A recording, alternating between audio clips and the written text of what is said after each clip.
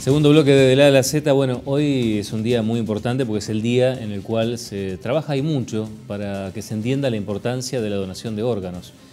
Y hoy, bueno, hoy tuvimos un testimonio muy fuerte de alguien que tuvo que tomar una decisión tremenda, muy significativa, y con mucha entereza y mucho valor él señalaba la importancia de sentir que en ese momento se había tenido la posibilidad de tomar una decisión que había significado ayudar a mucha gente, ¿no? Porque en definitiva donar un órgano es esta circunstancia, ¿no? Y estamos con el doctor Germán Santamaría, bienvenido. Gracias, buenas noches. ¿Cómo están? Buenas noches. Y Liliana Floridi, a quien conocemos un poco principalmente, ¿no?, por su fuerte rol de difusión de todo lo que es Kukai en Río Negro. Ella dice, soy una desmistificadora. De alguna manera algo de eso hay, ¿no? Porque hay mucha gente que tiene muchos preconceptos sobre el tema de la donación. Inclusive aquellos que están a favor de la donación, pero también tienen ahí ideas un tanto que hay que corregirlas con el tiempo, ¿no? Porque saber más ayuda a que estas decisiones se tomen, ¿no? Sí, sí, por eso nosotros estamos justamente difundiendo y promocionando para erradicar mitos, como digo yo, miedos, y que la gente tome conciencia realmente. Y a veces cuando alguien dice, no, yo no estoy de acuerdo, entonces, ¿le puedo hacer una pregunta? Sí, cómo no, me dicen. Le digo, si algún familiar de usted necesitaría un órgano, ¿a usted le gustaría que se lo...? Sí, por supuesto. ¿Y entonces cuál es la diferencia? Porque, entonces, lo importante es promocionarlo antes de que nos toque esa situación tan difícil y dolorosa, porque en ese momento es muy difícil tomar una decisión, pero si uno lo lleva al debate, a la casa de uno, y lo debate, que yo sé que es un tema muchas veces muy difícil de abordar en la familia, pero si uno lo lleva y ya tiene conciencia de lo que uno quiere, es mucho más fácil en el momento. Y como digo yo, uno hace la manifestación expresa de la voluntad cuando está sano y tranquilo de lo que está haciendo. No dejarle a la familia en un momento tan doloroso la decisión de tener que ser ellos quienes decidan, sino que decido yo. Claro. Y como yo les digo, cuando le entrego la cédula, siempre les digo, esto es importante que lo tengan, pero mucho más importante es que su familia sepa que usted tomó la decisión, que llegado el momento de partir dentro de los criterios médicos que son necesarios para ser donante, su familia respete la voluntad. Eso es fundamental. ¿Por dónde pasan las mayores resistencias en estas conversaciones que has tenido, en este trabajo de difusión? ¿Qué es lo que se argumenta, más allá del argumento en sí mismo, o qué motoriza esos argumentos? ¿Hay cuestiones que son religiosas, culturales? ¿Por dónde pasan? Culturales, miedos. Por eso digo yo, erradicar los mitos y los miedos. Porque no están informados y una persona desinformada no puede pensar con claridad. Así que, pero la mayoría es eso. Y si no, algunos no lo dicen. No, yo no estoy de acuerdo. Pero bueno, es su decisión. Claro. Es como cuando yo hago un acta de manifestación expresa, siempre le digo, vos sos la única persona que puede hoy decirme, Liliana, quiero ser donante. Dentro de 2 meses no quiero, venís y me planteás la oposición, yo lo hago. Dentro de 2 meses querés volver a hacer, bárbaro, se hace. Sos la única persona que puede hacerse o no donante. Santamaría, a ustedes les toca la otra parte del trabajo, ¿no? Que es, llegado el caso, llegada la situación, motorizar todo lo que son los operativos y demás. Pero obviamente están ustedes son de alguna manera los que tienen que avanzar con esa decisión, o sea, son los que van y le tienen que comunicar a una persona, mira, la situación es irreversible, esto se puede realizar, está en su potestad hacerlo, representa todo esto de bueno en el marco de un dolor tremendo que las personas están teniendo en ese momento. ¿Cómo se da ese cruce? Bueno, obviamente, tal cual como vos lo planteás, primero que es siempre duro para todos, obviamente. Nosotros que hacemos terapia intensiva, lo que queremos es salvar a los pacientes. Claro. No tenemos interés que esto termine mal. Pero existen situaciones en las cuales la situación es irreversible, el daño es muy grande y termina con criterios claros y concretos de muerte cerebral. Y ahí es donde tenemos que empezar a plantear. Primero, hacer el diagnóstico de certeza, plantear claramente a la familia la situación que está pasando y dar la certeza de que es muerte. En eso hay muchas cosas técnicas que nosotros vamos haciendo y vamos avisando a la familia hasta que hacemos ese diagnóstico. Es muy común a veces decir, bueno, se paró el corazón porque hizo un infarto masivo, una parada cardíaca y falleció. Todo lo entendemos. Ahora también es más difícil de hablar de que acá hay una parada cerebral, en este caso, y obviamente tener que transmitir también la muerte de esa persona. Y como decía Liliana, es un evento traumático que la pregunta que sigue, decimos fehacientemente, esta persona ya no está más, falleció, y eso no hay dudas de eso. La pregunta que viene es cómo se sigue de parte de la familia. Bueno, ¿cómo se sigue? Si está hablado previamente, nosotros lo que se sigue son dos cuestiones muy claras. La posibilidad, a veces ahí está contraindicado la donación, a veces no. Si vemos que es factible la posibilidad de que esos órganos puedan ser trasplantados, planteamos la situación de donación como es, le explicamos. Y la otra es la desconexión. Pero nosotros tenemos que lograr transmitir primero, entender a la familia que está pasando por un mal momento. Es todo mucho más fácil cuando ya está hablado y a veces cuando en ese momento la persona, los familiares entienden, ya muchas veces dicen, miren que era donante, o ya lo habíamos hablado, y eso obviamente es mucho más fácil para todos y ayuda. ¿Se ha dado la situación de que alguien haya expresado su voluntad individual de ser donante y la familia no la comparta y son los dolientes que se oponen a que esto se aplique? No, eso no se da, eso no se da, eso no suele pasar. Primero porque si hay un sistema en el cual están registrados y nosotros a veces tenemos que transmitir y podemos imprimir incluso las actas donde si no sabía la familia nosotros lo demostramos, y eso es como plantear la negativa en ese sentido. Nadie va a ir en contra de la voluntad de la persona, porque vuelve a ser otro caso, digamos, si yo planteo, me gustaría que me cremen y la ceniza la tienen en tal lugar, la familia lo va a hacer, ¿no? ¿Por qué va a encapricharse y decir, no, pero que quiero que estén en el nicho con no?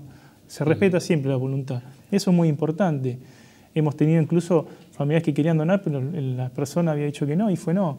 O sea que eso no se respeta siempre. Pero a lo que voy esa es la parte fácil. Ahora lo difícil, cuando ya expresó, entonces es simplemente generar la voluntad, respetar la voluntad y avanzar. La otra es la desconexión, y nosotros a veces vemos la desconexión, no hay que entenderla como que ahí se va a morir. Porque nadie... no es una cuestión que entonces lo que hacemos, que es muy complicado de entender, es sostén artificial de los órganos que en algún momento también van a empezar a fallar. Pero primero, la muerte cerebral ya no hay más vida, pero todavía está conectado a un respirador y tenemos medicación para hacer funcionar al corazón y los riñones. Pero es una cuestión totalmente artificial, que es cuestión de horas y tiempo, eso también se va a deteriorar. Entonces, ahora esa desconexión es la parte dura. Claro, pero uno tiene que pensar, y nosotros tener que saber transmitir frente a tanto dolor lo que no vemos. Nosotros no lo vemos. Ahora van a venir los trasplantados, yo no los conozco, no los conocí ahora, mientras esperábamos esta instancia. Es decir, nosotros no vemos, no conocemos, y eso es bueno no conocerlo, porque no hay un interés en que son mis pacientes a los que yo después les voy a trasplantar los riñones. Eso es ilegal. Lo que hacemos es procuración, no tenemos contacto con los que esperan justamente para que no haya ningún tipo de vínculo afectivo o de interés con los pacientes, pero sí sabemos que existen más de 7.800 pacientes esperando órganos, en la provincia 170, entonces empezamos a pensar, frente al fracaso que fue no poder salvar la vida del paciente, bueno, la esperanza de todos aquellos que pueden seguir viviendo, ¿sí? Entonces eso es lo único que nos alienta y nos da fuerza, y tener que transmitir esto y poder lograr transmitir eso y ver cuando la familia responde que sí, como hemos visto hace poco, el fruto de eso es que muchos pacientes pueden seguir viviendo gracias al acto de bondad que tuvo esa familia que certificó esta situación. ¿Cómo se frena algo que es inherente al ser humano, que es la esperanza de que alguien milagrosamente salga adelante, aún en una situación tan límite? Sí, lo entiendo. Es siendo claro y concreto, con la verdad, porque no se puede, por más que uno quisiera, y uno respetando el tema de los milagros, respetando las cuestiones religiosas, vuelvo a decir, es un diagnóstico de certeza y uno tiene que tener la obligación, independientemente de la donación de órganos, cuando hacemos terapia intensiva y tenemos pacientes gravísimos, poder explicar cuáles son las posibles situaciones de la recuperación, la de recuperación con secuelas o de la muerte. Va a depender del grado de lesión o de compromiso que tenga y cómo va avanzando en su estadía en terapia intensiva, si va progresando en más o en menos, y eso lo vamos hablando con la familia, Y si somos claros y concretos y no vamos con mentiras, que no sería un mal ejercicio en la medicina, la verdad es que es un rol, una cosa más que tenemos que hacer los médicos. Una es, dice, diagnosticar es lo que tenemos que hacer, curar a veces, pero acompañar y tratar de calmar el dolor siempre. O sea, eso es algo que siempre, a veces podemos curar, a veces no, pero siempre tenemos que saber acompañar a la familia en el dolor. Entonces, y en esto tiene que ver con ser claros a la situación. Y también, frente a tanto dolor, el tema de la donación ayuda también. Parece que no, pero ayuda. Porque en el momento siempre hay negación. En esto que vos decís, bueno, quiero un milagro, no lo desconecten porque lo van a matar. Existe esa situación, pero si yo digo, bueno, no, lo vamos a dejar conectado, estaría mintiendo. Porque la persona está muerta. Lamentablemente está muerta. Entonces no se puede ir con dobles discursos. Y vuelvo a decir, uno insiste y a veces es duro, pero hay que avanzar pensando ya en la esperanza de las familias que están hoy por hoy esperando un trasplante. Liliana, muchas veces hay como toda esta idea de que cualquier situación puede derivar en una donación de órganos. En realidad, las condiciones en las que se tiene que dar un deceso o una muerte cerebral para que pueda aplicarse una donación de órganos es muy específica, ¿no? No es que es cualquier circunstancia, ¿no? Tiene que estar internado en una unidad de terapia intensiva, tener muerte cerebral, como dijo el doctor, o sea, ninguno de los órganos funciona. Está conectado a un respirador, porque muchas veces uno dice, no, pero mire, en el afán de querer seguir con esa persona, con su ser querido, pero el corazón bombea o respira, pero está mantenido artificialmente, como dijo Germán. Claro. Únicamente unidad de terapia intensiva y muerte cerebral. Fuera de una unidad de terapia intensiva puede ser donante de piel, de huesos, de córneas, de válvulas cardíacas, únicamente. Claro.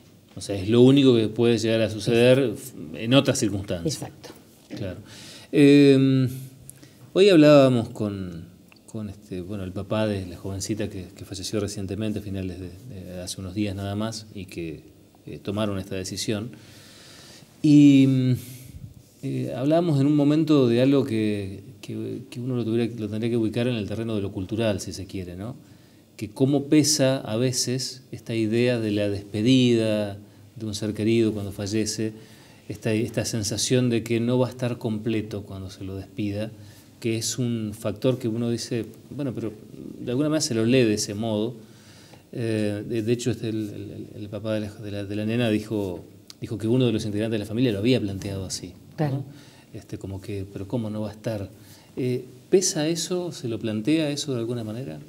En algunas personas sí, pero el doctor mejor lo puede explicar porque se lo trata con mucho respeto a la persona y se le entrega en óptimas condiciones, obviamente que no se lo puede dejar así nomás, ¿no? O sea, por eso le doy a él la palabra porque él lo puede explicar mucho mejor. Sí, porque por ahí es muy fuerte explicarlo, pero es uno de los factores.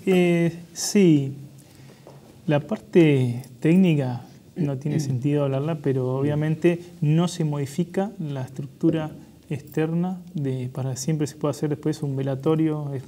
Obviamente estamos hablando de cosas feas, pero el velatorio a cajón abierto, porque no hay ningún tipo de modificación del fallecido en lo que respecta a su aspecto. Se cuida muchísimo eso. Sí he escuchado eso en algunas negativas, pero digamos, no tiene una lógica en sí. He escuchado decir, bueno, no sé, que es muy egoísta plantearlo, decían, pero quiero que se vaya entero.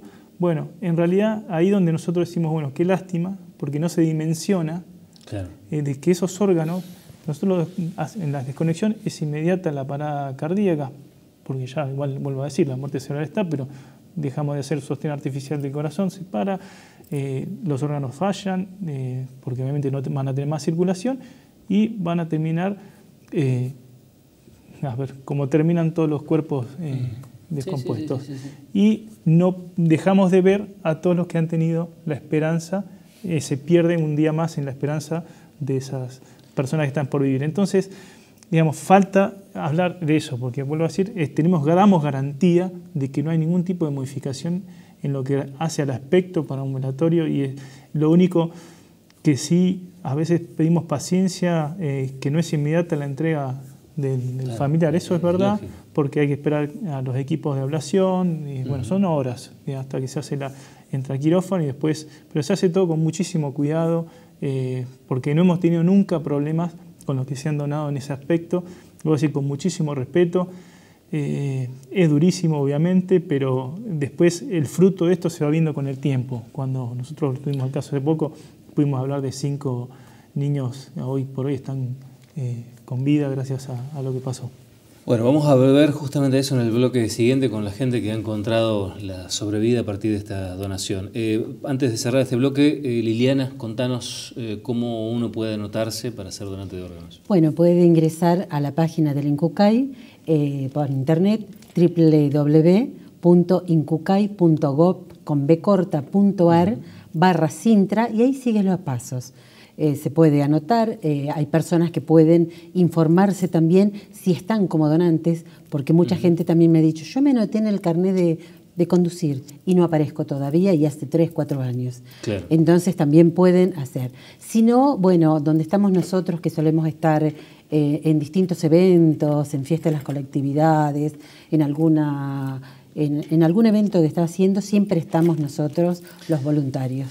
Bueno, cuando volvamos vamos a estar hablando con Jesús y con Pablo, que son personas que han tenido la posibilidad de seguir con sus vidas a partir de una donación de órganos, ¿no? A los dos, muchas gracias por haber venido. Muchísimas gracias a ustedes. Ya venimos.